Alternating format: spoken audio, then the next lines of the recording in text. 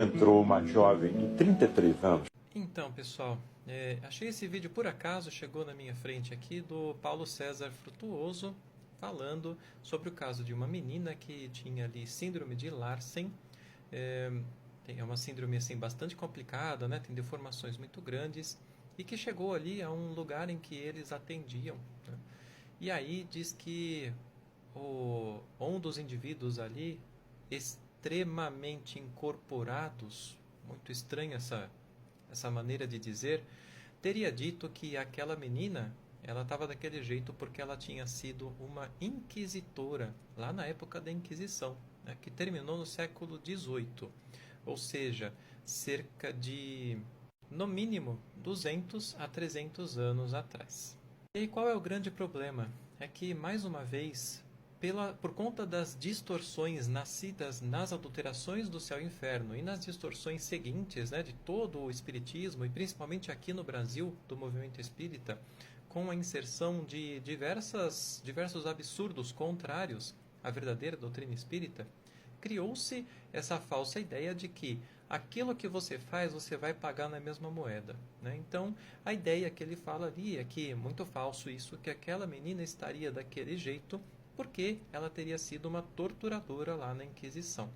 E que isso aconteceria, outra falsa ideia, por conta de que o perispírito ficou com essas coisas gravadas nele, né? E que a única forma de limpar o perispírito seria através de uma encarnação passando por essas coisas.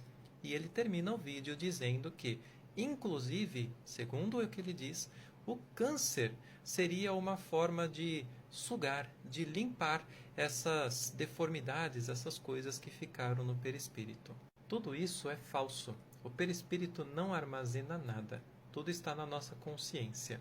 O perispírito pode se apresentar, por exemplo, amputado para uma pessoa que morreu amputada e que ainda se liga àquela forma.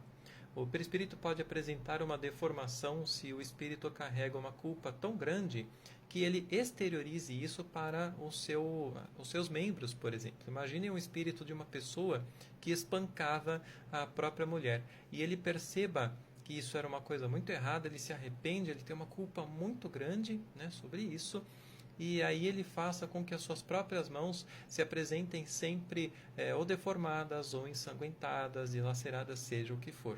Sabe o que é preciso para que isso se desfaça? Nada mais do que o entendimento. O espírito, a partir do momento em que ele entende, ele fala: eu me arrependo do que eu fiz, eu entendo que isto aqui, essa esterilização, não não é uma coisa real, é a minha consciência que está assim. Ele vai, ou instantaneamente, ou através de um processo, ele vai se desapegando dessas exteriorizações da sua própria mente. A gente vê isso, por exemplo, lá em 1860, janeiro, no artigo O Espírito de um Danado ou de um Condenado. Era um espírito que era assim, ele tinha uma culpa por ter matado a própria mulher e o próprio irmão na vida precedente, né, de onde ele desencarnou. E ele carregava, todas as vezes que ele era evocado, os médiuns videntes viam ele com a roupa ensanguentada e um punhal na mão, porque ele ainda estava com isso na mente dele. A partir do momento em que ele começa a entender, ele ainda se apresenta com as roupas ensanguentadas, mas já não tem mais o punhal na mão, que talvez fosse um objeto, a exteriorização, né, em um objeto da sua maior culpa, a ferramenta daquilo que ele usou para fazer aquele crime. O espírito pode escolher nascer em um corpo totalmente deformado por conta de culpa que ele carregue? Pode sim. Primeiro, porque ele pode acreditar nessas falsas ideias de que a gente tem que pagar na mesma moeda. Então ele, na sua consciência, diz: eu tenho que nascer assim para pagar por aquilo que eu fiz. Isso acontece. Também pode ser que ele veja valor naquela vida sofrendo as mesmas coisas que ele fez outras pessoas passarem, como uma maneira de ele aprender. Mas isso é uma escolha dele, não é o efeito de uma lei externa que impõe que isso aconteça. O câncer pode ser a exteriorização de um estado psicossomático? Sim, evidente, a ciência já sabe disso. Então, o espírito que tem uma questão muito interior ali, da qual ele não conseguiu superar ainda, ele pode desenvolver um câncer por conta disso, ele pode desenvolver tumores. Mas não só por isso, ele também pode desenvolver tumores, cânceres, por conta das coisas que a gente come, que a gente ingere, por causa de medicação, de muitas outras coisas. Aí vem a questão racional. Um espírito que encarnou lá na época da Inquisição, ele, contando aí no mínimo 200 a 300 anos, ele teve tempo para ter aí, em média, de 2 a 3 encarnações. Isso contando do final da Inquisição. Se for antes, nossa, ele teve muito mais tempo. Em todo esse tempo, ele realmente não conseguiu superar nada, não conseguiu desenvolver absolutamente nada. E agora ele está tendo que pagar, nascendo dessa maneira? É a mesma ideia de pessoas que admitem aquele livro atribuído, né, a Chico Xavier, Brasil, Coração do Mundo, atribuído a Humberto de Campos, na verdade, que é um livro provavelmente, muito provavelmente adulterado, que contém as mais falsas ideias possíveis, e onde se diria que Dom Pedro seria aquele soldado que pegou e espetou Jesus. E aí, por conta disso, ele passou por uma série de coisas que, gente, em 2000 anos ele não conseguiu superar aquela espetadinha que ele nem sabia o que estava fazendo.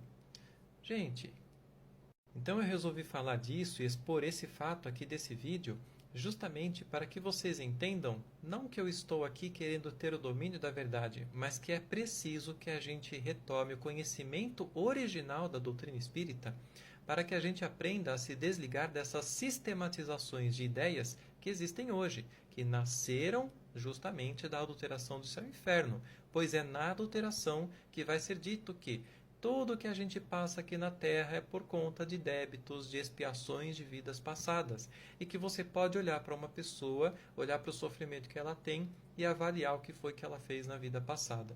Vou cansar de dizer que isso tudo é falso. Essa não é a verdadeira teoria do Espiritismo.